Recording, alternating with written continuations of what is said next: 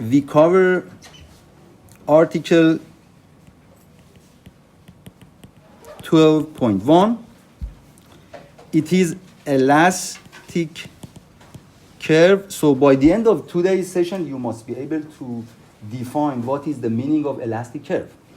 And then we cover article 12.2, which is slope and deflection. Oh, slope and displacement. I just want to follow the same title like the textbook. Displacement by integration. So these are the exact titles. So we cover only these two articles today from the textbook. So later when you read the textbook, you know what to read. These two articles. So let's start with the first article, which is elastic curve. Consider this beam is sitting on the supports. Okay, there is a beam. There is a support here, roller, and pin. You apply a load on this beam. For instance, this is a uniformly distributed load or any type of load. The intensity of the load is, for example, W. So look at x-axis. X-axis is passing through the centroid of the cross-section of this beam. So if the cross-section is rectangular, of course, it is easy. But if the cross-section is, for example, trapezoid, then you know how to find the centroid. So this horizontal axis passes through the centroid of the cross-section, not necessarily in the middle of what you see here, right? Is it clear now? You apply this load will be deformed, it will be deflected. So there are different terminologies. The beam will be deflected under this load. It means the beam will deform. Because, but let's try to do it. The deflected shape I use. After the blue beam is deformed, the middle line, which is red, will be, I use pink. Something like this. The pink is the deformed shape of the red line, which is passing through the centroid of it. So this is the deflected shape of the beam. But basically, this is the line which is passing through the centroid. So if I want to use the figure for the beam, it is not easy to draw, but I would say maybe something like this. Right? So my drawing is not nice. So the blue beam is deflected. The result is the green beam. And the middle line, initially it is red, then it is pink. This is how it is deformed. So let me, okay.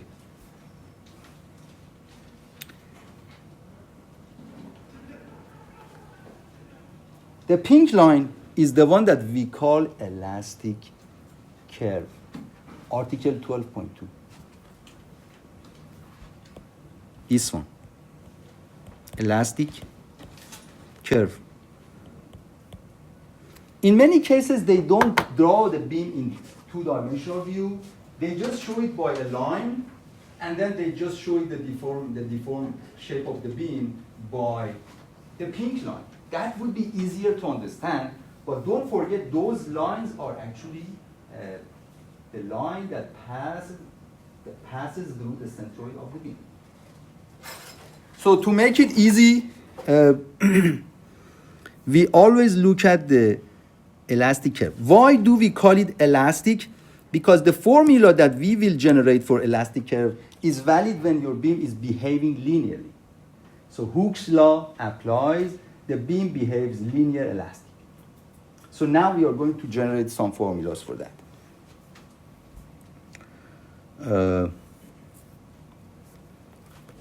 Look at the vertical axis. this one. This is the vertical axis.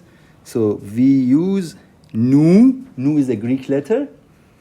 And then basically this is elastic curve. So now, somebody help. For this point of the beam, how much is the value of the elastic curve? So I'll show you what I mean. For this point, how much is the value for elastic curve? Would it be the distance between the original axis and the... Yes. So basically, Nathan is saying that this value, let me use thicker blue color. Is that what you meant? Yeah. Yeah. So this is the value for nu. Is it positive or negative? Negative. Negative. So that is Article 12.1, elastic curve. So can anyone voluntarily explain what the elastic curve means? Yes, Tristan. You were absent last time? Yeah. Why? You didn't ask why I was absent last time? You didn't notice you were gone? I intentionally asked him so that you ask this. Oh, big brain. That's it. So I'm done with my intention. So okay, answer the question. So the elastic curve is the deformation from the centroid of the beam? Deformation of the beam. So elastic curve is deformation of the beam. Yes. But he said something. Which part of the beam? The line which passed through the centroid. Okay. So it is positive, it is negative. At the end of this chapter, we find some equations for nu, so that when you have x, you can find nu. It means we can find the elastic curve. Okay. Now, another thing. We are going to discuss theta. What is theta?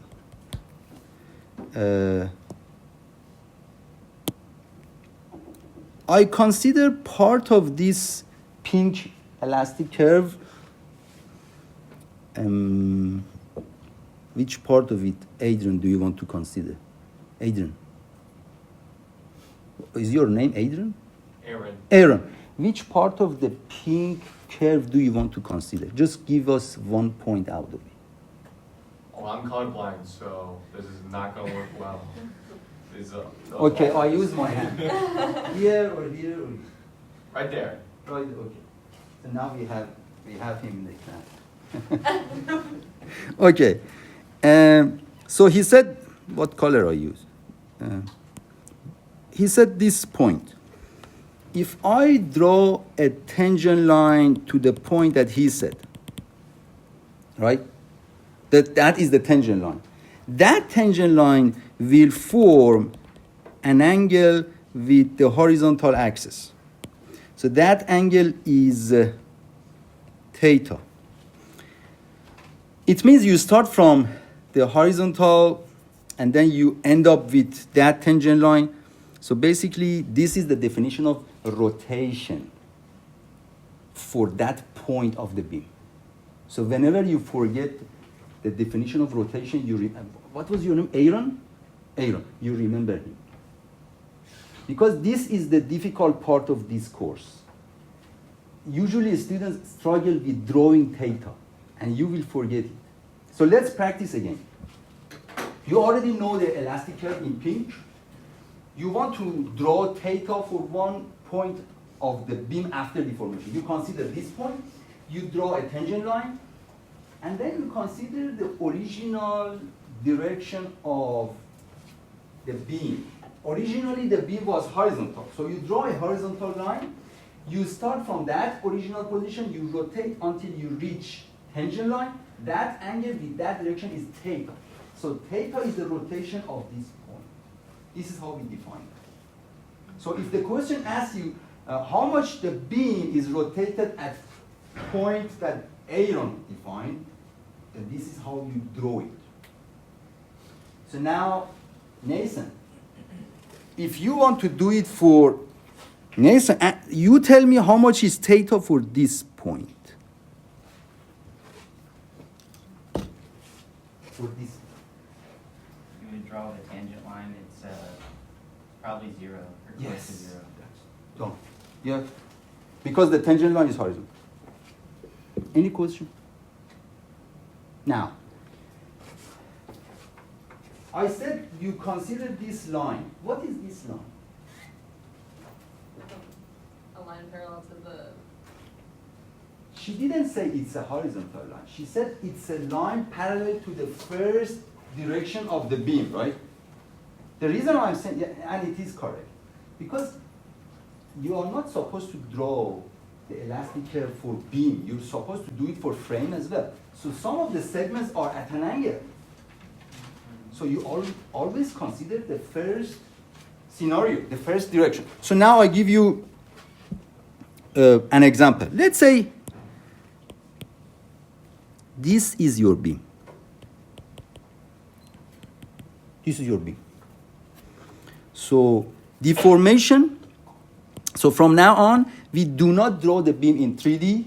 So what you see here, I say this is the beam. This is the line which is passing through the centroid of the beam. So after deformation, the elastic curve. So let me change this. This support is a pin support.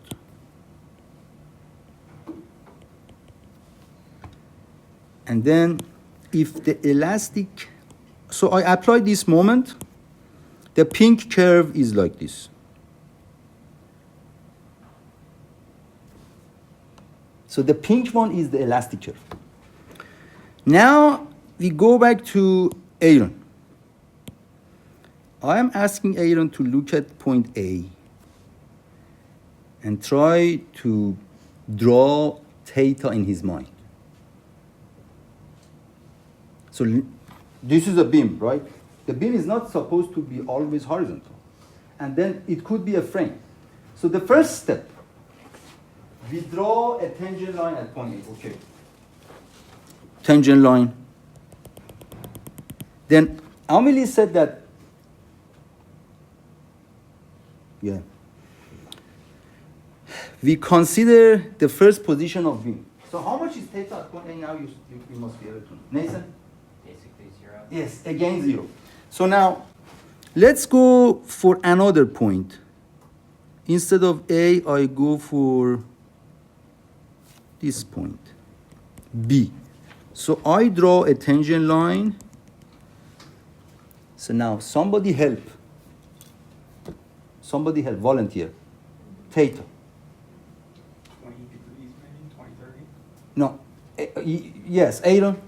Draw a line parallel to whatever that line with the momentum. Yes. So, yes. So Aaron said that draw a line parallel to the first position of the beam, right?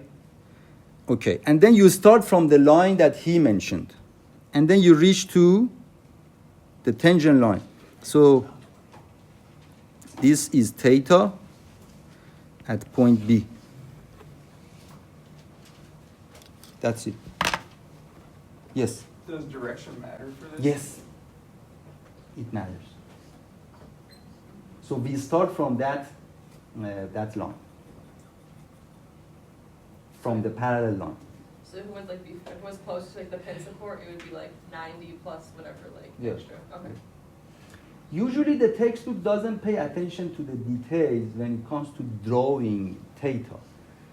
You will be able to find the amount of theta later easily through the formula, but when it comes to drawing, the textbook doesn't emphasize that. So that is a practice.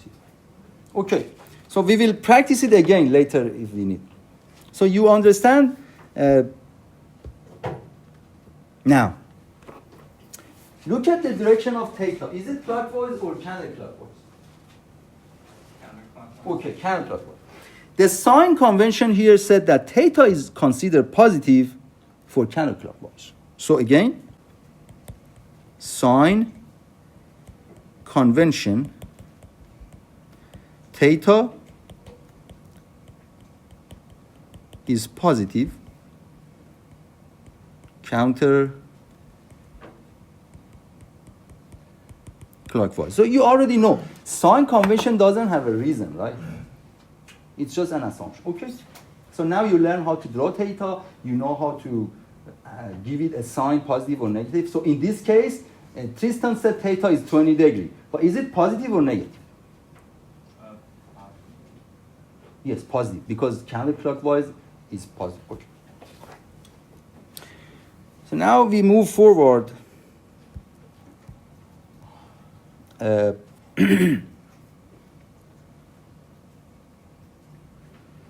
There is a formula for beam. Consider this beam like this. If you apply a moment to this beam in a positive direction, that would be how the beam deforms. This is positive moment. Do you agree? Based on the sign convention, this is always a positive moment. The beam will deform in the shape that you see. If you apply a pure moment, it means that beam is part of a circle. So let me draw it a little below so that we can have the circle. So this is the beam. And then look at the center line, the line that passes through the centroid. Sometimes we call it center line, but center line is always passing through the centroid.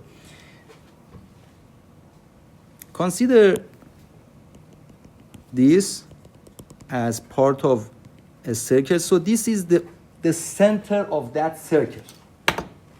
Any questions? Remember, you apply pure moment. There is no other force or something. So we are looking for the radius of this circle.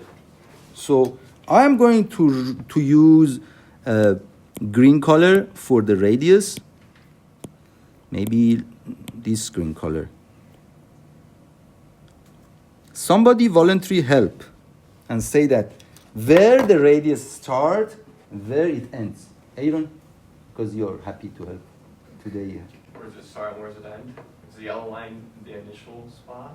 Yes, so O. O is the center of the circle. Okay. And then where does it end? At the blue dotted line. Dotted line is what? The The line. center line. Yes. So be careful about this. So we are just talking about the center. Center line is a representative for the beam. So we are going to find this green color. This is the radius of the circle. So we don't use R, we use rho. Instead of radius that is denoted by R in geometry, here we denote it by rho. The formula for rho is this one. 1 over rho is M divided by EI. That's it.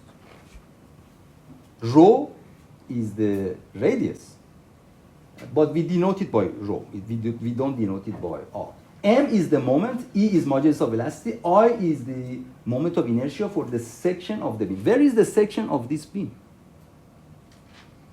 So the section for this beam is the one that we don't draw usually. So it's something like this, right? This is the section.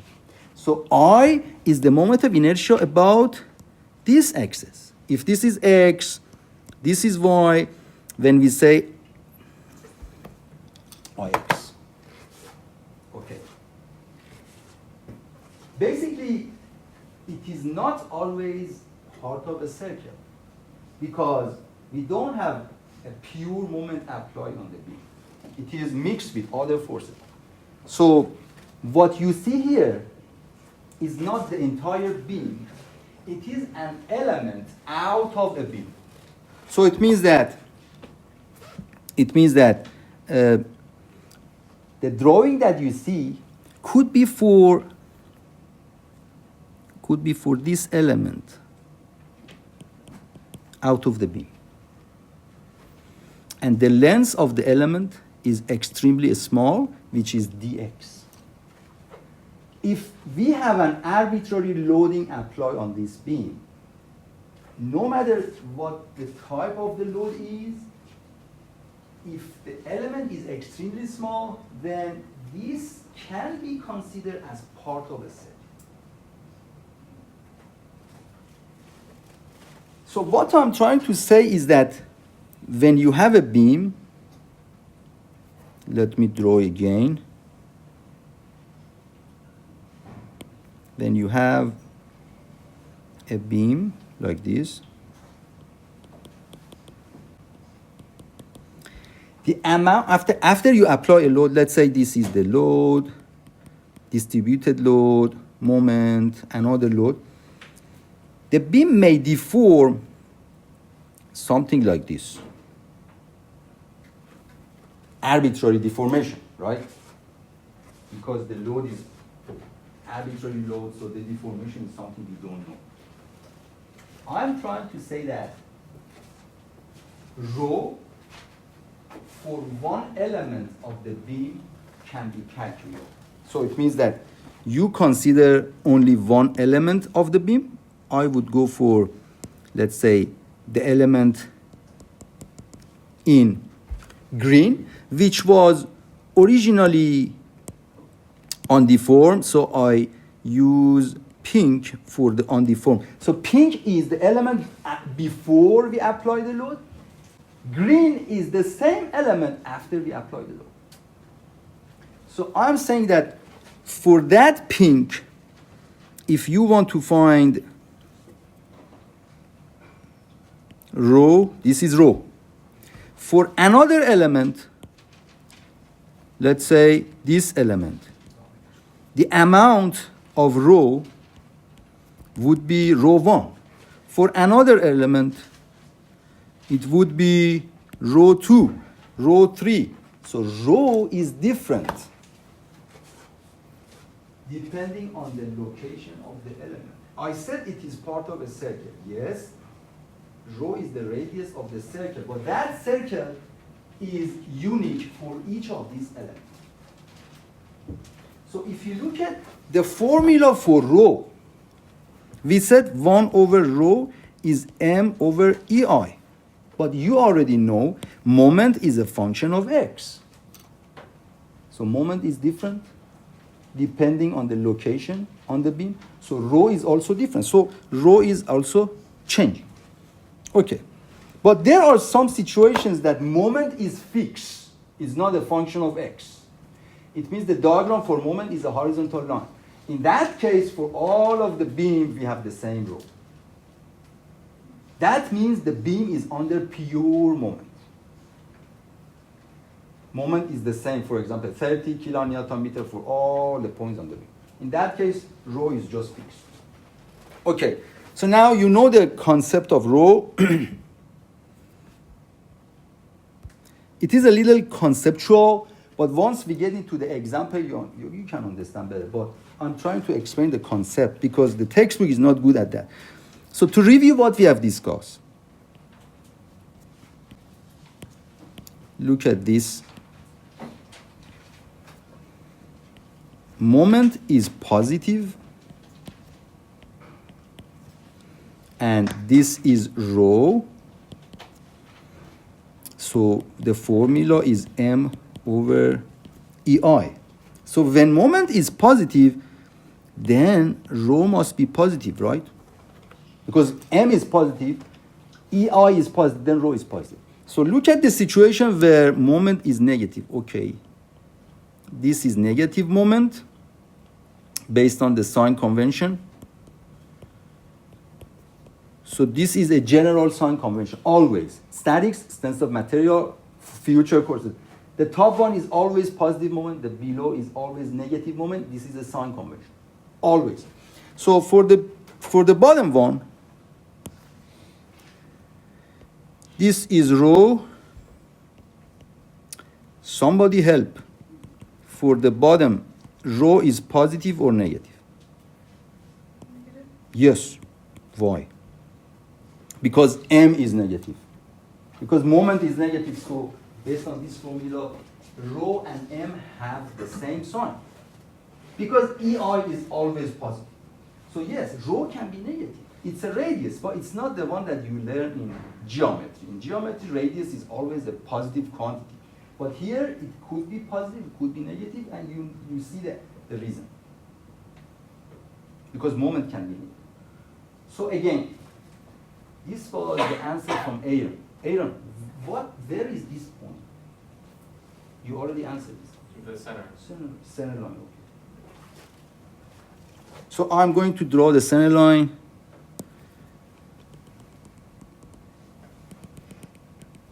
Okay. So we are done with this concept. There are a couple of examples. The one that we are discussing is the first step to take us to next step. So it means that the intention of the chapter is more than this. Remember, what was the intention of the chapter? You need to find the equation for elastic curve. We haven't done it yet. So it is the next step. But this is part of the proof for the equations that I'm going to introduce to you for the elastic curve. I'm not going to take you into the mathematical proof. It is in the textbook, but it takes time. We don't need to go through that. We just use the result. But it is part of it. But from this equation, we have some homework assignment. One of the very popular homework assignment is diving board. So consider the diving board.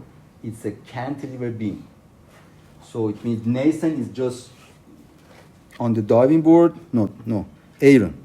Because Aaron will be unhappy if I say. Then Aaron say, why you don't say mine? This is a diving board. Aaron is here.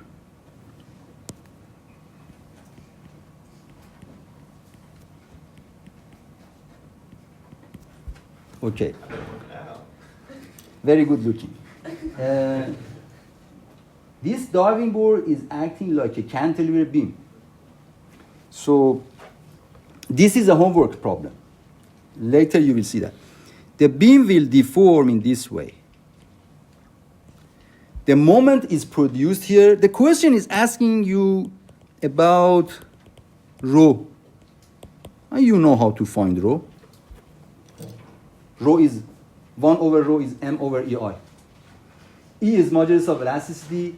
I is the moment of inertia for the cross section of where is the cross section of diving board? Yeah, so the cross section is the one that this is the cross section of the diving board, right?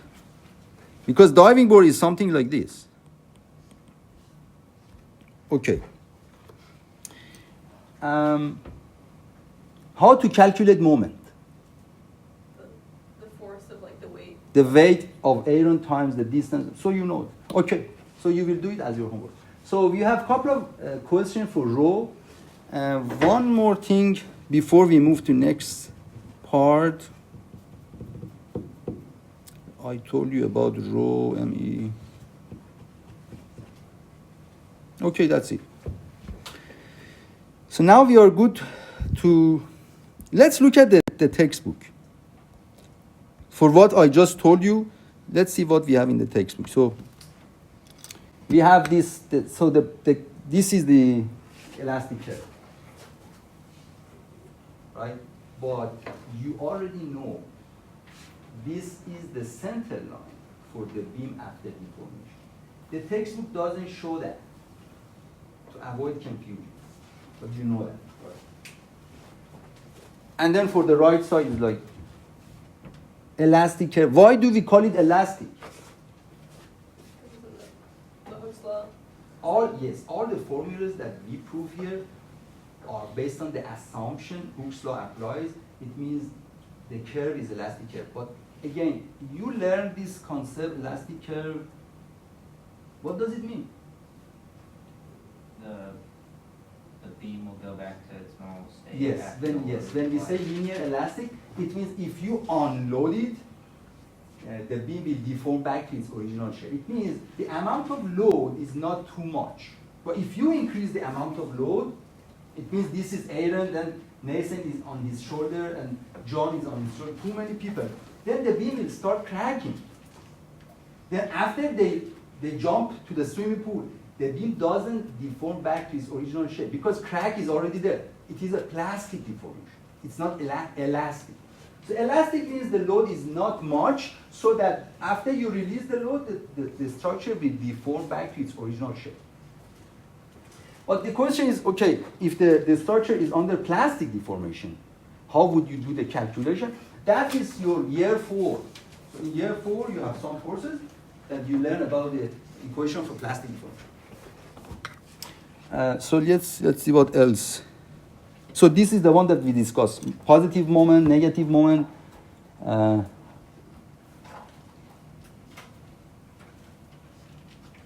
Again, this is elastic curve. You know the values for nu are the value of deflection. For deflection at point A here is, for example, negative 2 inches. How much is deflection at point B? 0. Deflection at point E, negative 3 inches, and so on. Nothing, these are the ones that I try to summarize for you. So, rho, etc. Remember, I told you rho is for one element. So it means this is part of a circle. So rho here and here and here are different. So the element that I told you is here, but the textbook is a little more into details, which may cause you confusion. It's up to you to read it. If not, the one that I wrote on the note is good enough. So this is this is on the way to prove it. So epsilon over y, that is the final formula. Rho is the radius of curvature on the elastic curve. Why do we write it in this form? Why we say 1 over rho? Why we just don't say rho is EI over M? Because rho is radius of curvature, 1 over rho is curvature in mathematics. The way we prove the formula goes in this way. So this is the one that we find first. This is how the equation is proved. 1 over rho is curvature. And then you can turn it, and then you can find it. So basically, you know, 1 over rho is M over EI, so rho is EI over M. That's it. Again, rho is the radius of curvature. If the question asks you to find curvature, it means what? 1 over rho. 1 over rho. Okay. These are same. Okay, now a little explanation and proof. That's not difficult. You can read this. Honestly, it's not difficult. You can read it a little, how you link 1 over rho MEI. But I'm just telling you the final formulas, the one that inside. There are 3 formulas here. But I will arrange them and add up one more formula. So whenever you want to do any problem in this chapter, use these 4 formulas. EI,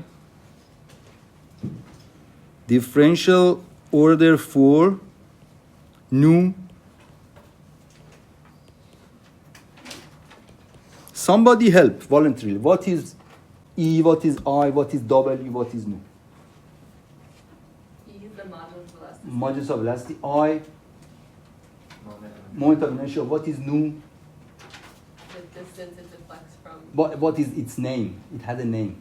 Oh. Elastic curve. Elastic curve. W, the density of distributed load. So it means that when you have a beam, there is arbitrary load on this. So let's say this, like this. Whatever. W is a function of X. W is the intensity of the load. In most cases, it is uniform. In some cases, it is triangular trapezoid. But in general, it is just irregular distributed load. So that is W. The next formula, EI, differential I recommend you to have this formula on your crib sheet for the exam. EI differential 3 nu,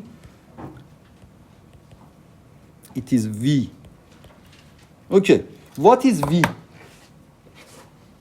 V, this is not nu, this is V. Shear force? Shear force. Okay?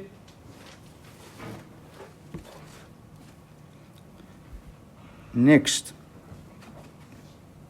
So from here to here, from here to, I have to write it in a smaller size. Differential second.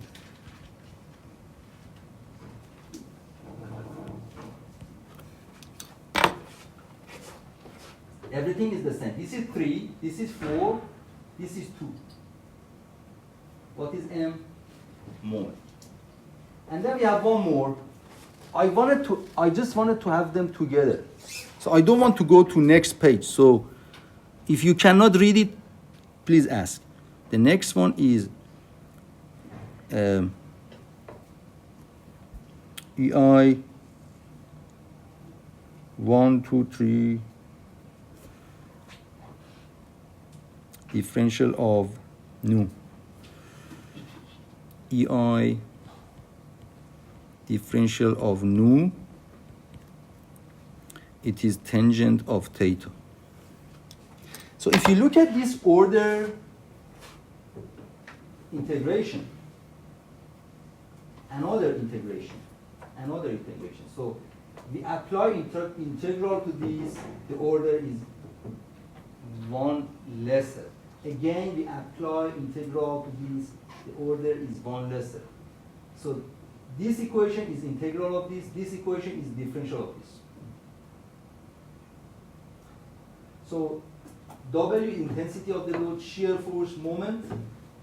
But this is somehow easy, but not emphasized on the textbook, that this will be confusing for you in the future. The textbook doesn't emphasize on that. This is nu, this is X. This is the first concept that I discussed with you. So the textbook assumes you know it. Where is theta? We already discussed, this was Aaron, when I discussed theta with him. Do you agree theta comes from the tangent line? From calculus, you already know. Tangent line means differential of nu over differential of x. That is the definition of differential. So from here, we already know that differential of nu over x is tangent of theta. We already know that from calculus. So it has nothing to do with our course. So because we know this, then when we reach here, when you integrate this, it becomes differential of nu over x. You already know differential of nu over x is what? Is tangent of theta. So I should write it in this way. I forgot to do something. I should write EI tangent of theta. So basically what we are doing, we are just replacing this to this. EI is the same, but differential of nu over x is tangent of theta. Any question?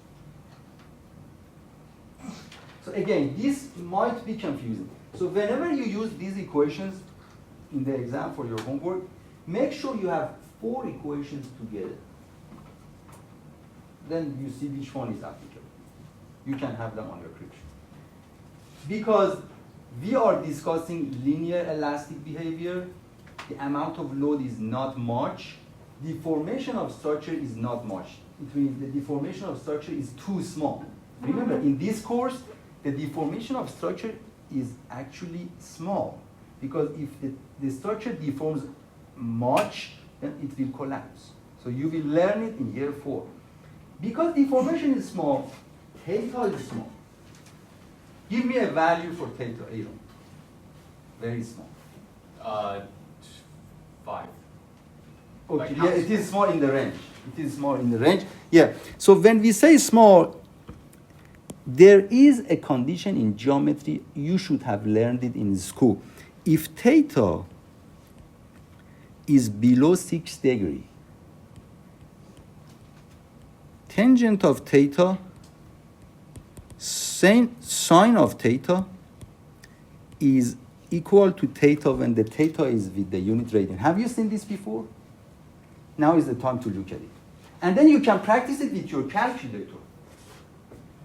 I don't know, maybe Aaron knew this rule because he was very close. He said 5. He didn't say 7. If he said 7, it would be wrong. But anyway, for example, if you use your calculator, if you go for 1 degree, calculate tangent of 1 degree and tell me how much is that. But make sure the calculator is in the right mood. It is in degree. How much is tangent of 1? 1 degree. 0.0174. 0.017, okay. Convert 1 degree to radian. It means multiplied by pi over 180, right? You know how to do it, right? So pi is 3.14. Divide 3.14 over 180. Divided 3.14. 3.14 divided by 180. Oh. 57.29. Is how much? So the Wait. 3.14 divided by 180. Oh wait, never mind. Sorry. 0.0174. So it's the same, right? But remember, she converted 1 degree to radian. Okay? So this rule applies whenever it is below 6 degrees. You can just practice it. So instead of tangent of theta, we just say theta. Done. So now we have equation number 1, equation number 2, equation number 3, and then the last one is this one. The textbook never used tangent of theta. The textbook always used theta. But you know, originally it is tangent of theta because it is below 6 degrees, and we use theta radian. Okay. So now we are going to practice these equations. Now it's the time to look at example 1 and 2 from the textbook. Any questions so far? So again, the focus is on these 4 equations. The rest should not be difficult. So example number 1. See, the textbook uses the 3 equations nicely, but the last one, which is tricky, is not here. Because the reason the other book doesn't write it here, because that one is just something you must have learned in calculus. You already know differential of nu over x is tangent of theta. You must know it from calculus. And again, tangent of theta is equal to theta. You must know it from high school. That's why it's not here, but you have it. Look at example 1. Example 1. There is example 1. There is a beam. The support is roller. The support is pin. Okay. There is a load. From here to here is a triangle. From here to here is also a triangle. The question is asking the beam shown support the triangle. Determine maximum deflection. What does it mean? Somebody have. Yes, Tristan. Where's mu the greatest? When is what? Where's the elastic curve the greatest? Yes, the maximum value on the elastic curve. Can you? The elastic curve is drawn here, the blue one. Usually you don't have the elastic curve. It means for your homework or in the exam, you don't have this blue curve. Sometimes it is easy to draw it by observation. Of course, by observation you already know because this beam is a symmetric beam you know the maximum deflection is in the middle. You already know that. So sometimes it is possible to identify the location for maximum deflection by observation, but sometimes it's not. So in this case, it is possible. So basically, you don't need to identify that. You just go through the formula. So in this case, we already know in the middle of beam, deflection is maximum. The question is asking how much is that amount. So how much is this amount? Is it 1 inch? Is it 2 inch? 3 inch? That is the question. So if you find the equation for nu, which is a function of x, then you substitute the value of x, which is L over 2 for this point. Then you can find nu. Now, Nathan, how would you find the equation for nu? Which equation would you use? Probably the top one. The top one. If you use this equation, it means, forget about E and I because they are given. It means you must have W.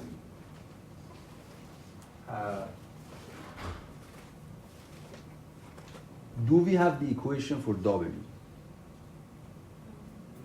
Not directly, but can we write the equation? Yeah. Yes, okay, so that is possible, yes. If Nathan, so the first one is possible. The second one, if you want to use the second equation, you need to have the shear force. Do we have it?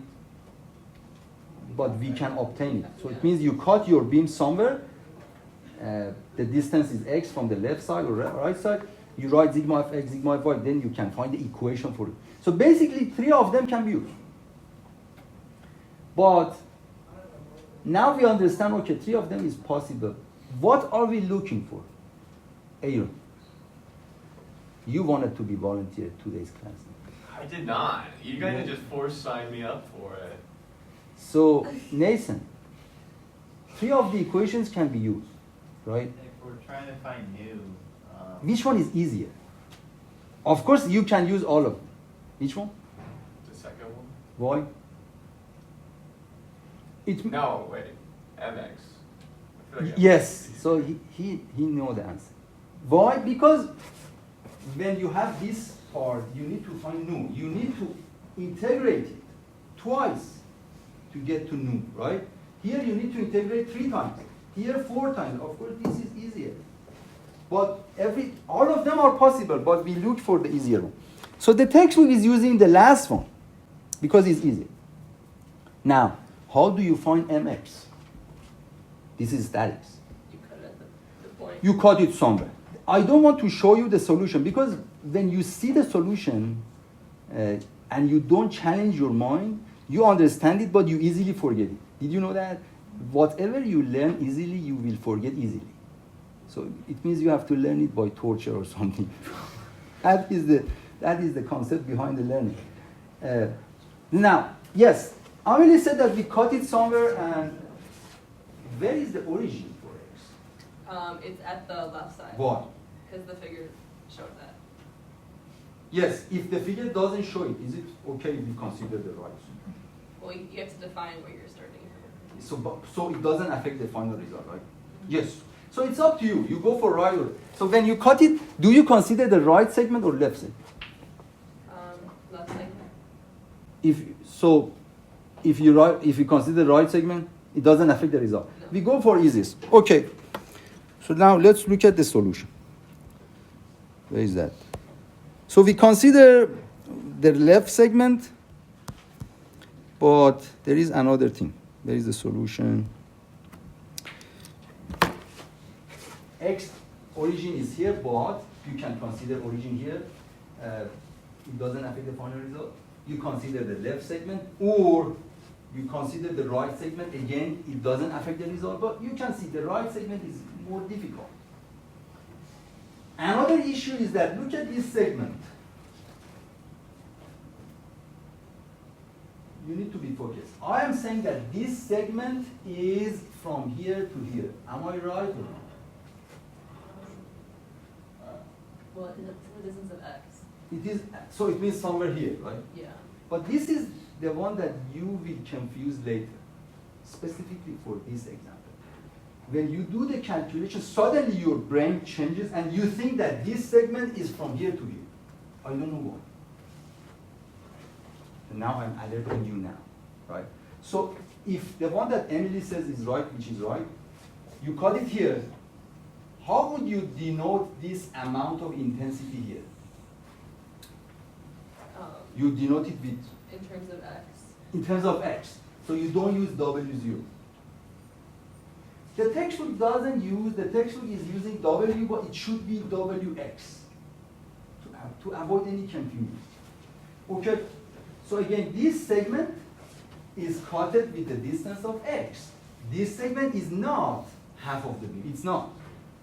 Okay, this part is a little complicated in terms of mathematical calculation. Okay, we have shear force, you have moment. Help me, the volunteer. How much is this intensity? It is given there. So this is WX, but how? How did we obtain it? We did the F of Y, so we have the support reaction of W naught L over 4 minus the one from the whatever distributed load, which is WX squared over L, and then we get that. I mean, it said that we find the support reaction here and here. Okay. So the support reaction is the area here plus the area here divided by 2 because this is a symmetric beam. So yes, WL over 2, I think you know this. But for this one, again, there are two possible solutions. Some people say that if Aaron starts walking from here to here, the distance is L over 2. And then this intensity is W0. So there is a ratio here. W0 divided by L over 2. That ratio is the slope of this line. They use that. And then they use that ratio, which is W divided by L over 2, multiply X. So W divided by L over 2 is 2W over L multiplied by X. That is the slope. Yes. Where did the 2 come from? W divided by L over 2. This is W divided by L over 2. Then 2 jumps up. Okay. Right? So this ratio is the slope of this line. So if this slope is multiplied by X, it gives you the intensity here. So this is W. Any question? So this is one thing. So once you have this, then you are looking for V and M. You find the area here. It is X times this intensity divided by 2. 1 over 2 is here. This X is here. This intensity is here. So this one is the area of this triangle, which gives us the equivalent concentrated load for this triangle. I give you time to digest. Any question? This is not difficult, but you must do it step by step. If not, you will be confused. Yes? Where did that W naught L over 4 come from on the bottom? That is the support reaction that we do it at the first step. It means that, let's say this is statics. How much is the total equivalent load? Which is the area, right? W0, if you put this triangle on the top of that, you would have a rectangle, right? So how much is the area for that rectangle? 20 times width. W times L over 2. over 2. That is the total load. Divided by 2, because this is symmetry. So it becomes WL over 4. Because this is symmetry. If it is not symmetric, then you use sigma Fy, sigma M from statics. So basically, how to find the support reaction here and here, this is just statics. But because this is symmetric, you calculate this area, and then you divide it by 2. That is the first step. Then you cut it here. So it means you already have this value. Okay. So we have this value, we cut it. Again, somebody help. How do you get this value? Similar triangles, basically. Similar triangle. Then yes, Find the slope. find the slope, which is omega over L over 2. And then multiply that slope by x.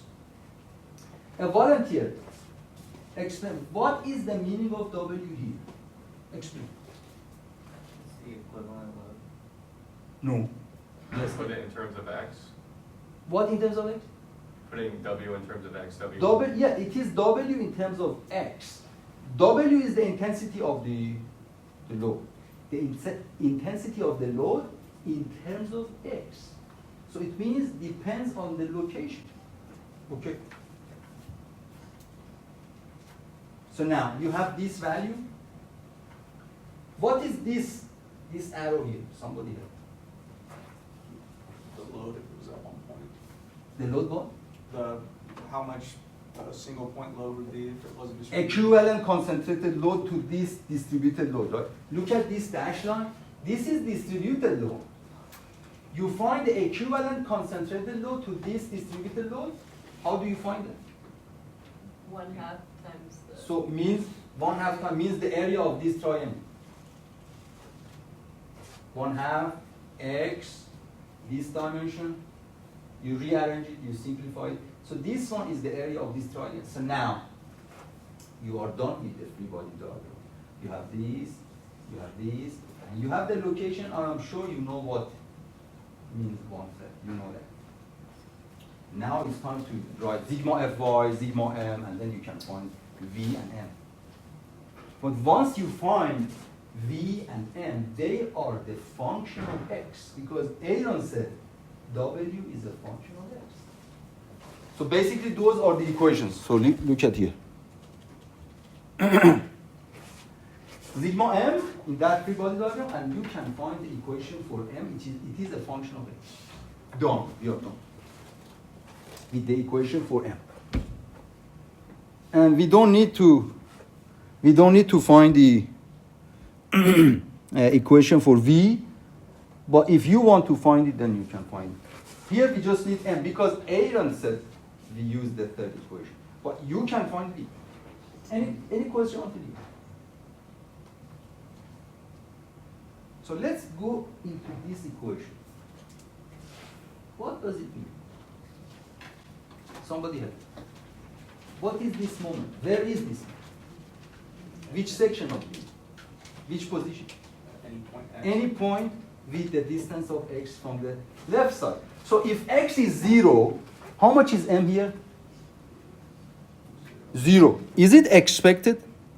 Yes. And then if x is L over 2, when you calculate it, it gives you the value for moment at x over 2, etc. So this is the meaning of equation for M. So now we use the equation that Aaron said. Where is that? This is the one that he said, right? He said the third equation, right? This is the moment. The rest is just easy. You apply integral once, twice. When you apply integral from calculus, you already know about C1. You know C1 is a constant. Again, you apply, again, you have C1 times x plus C2. These are called constant, right? So now the issue is finding this constant. Any question about this part? So now, the way we find the constant is that we need to look at the boundary conditions. Boundary conditions are by observation. So you look at the original beam, and then I'm saying that when x is 0, how much is nu? 0. When x is L over 2, how much is theta? 0. So what was theta? Differential of nu over x, right? The fourth equation. Theta is differential of nu over x. If you don't remember, it's here. The last, what's wrong with this? Okay, this one. So differential of nu over x is theta. Then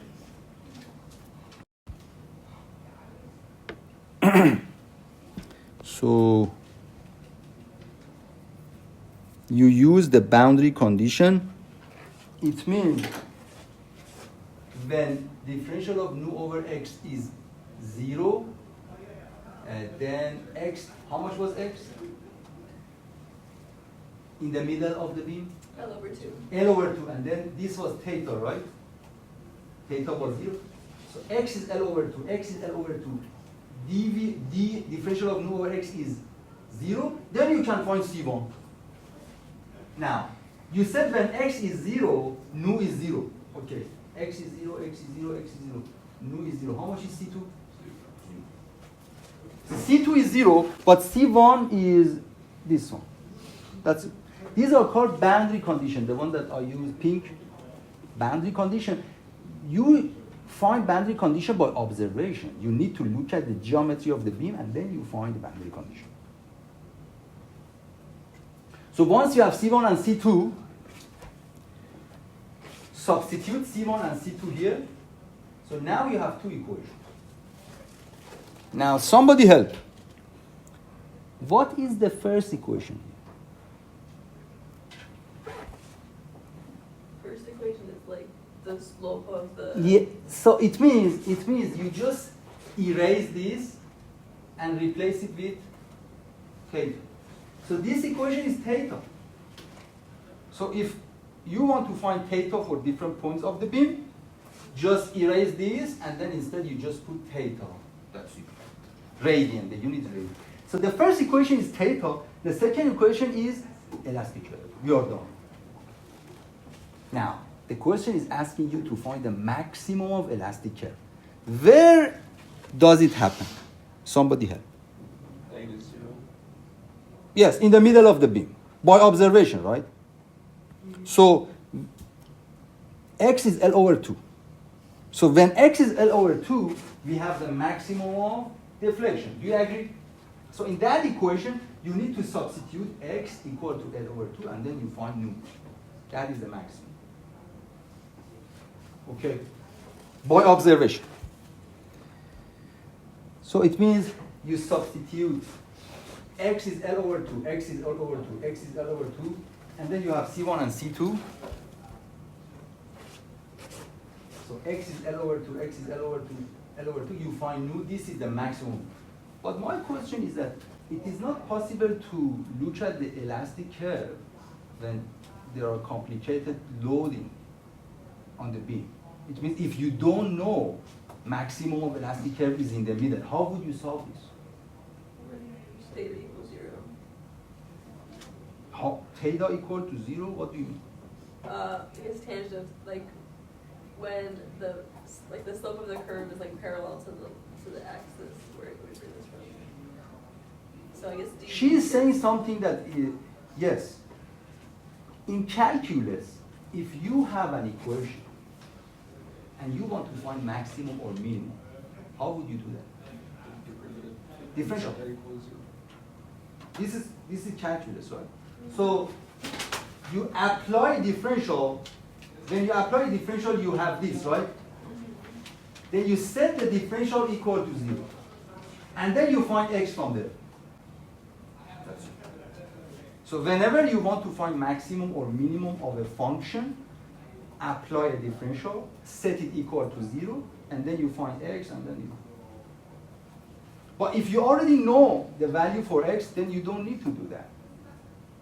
Save your time. But in this case, we save our time. So when you substitute it, this is nu max. It is negative. What does it mean? Downward, right? Again, by observation, of course it is downward. But there are some homework assignment. You don't have the observation because the elastic curve is like this.